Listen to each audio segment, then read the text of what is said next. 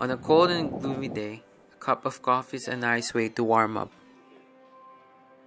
In the corner of Eglinton Avenue West and Weston Road, Super Coffee provides that warmth to the residents of Mount Dennis community.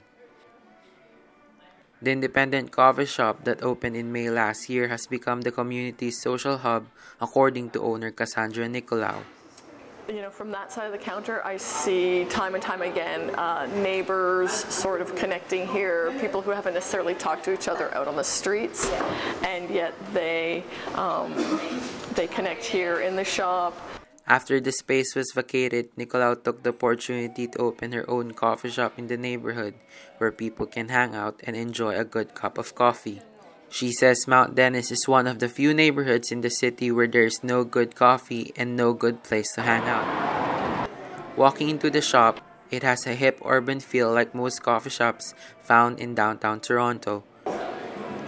Filled with paintings by local artists and ambient light fixtures, Super Coffee emanates a welcoming environment for locals like Alex, a loyal customer of the shop, who says Super Coffee is a welcome sight for everyone in the community. The environment is nice. It's really homely and classy, It makes you feel like welcome when you walk in the door, right?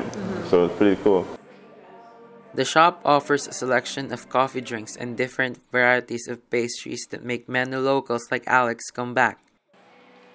While serving good coffee is her primary goal for opening the shop, Nicolau also wants to provide a place where locals can showcase their talents in art and music.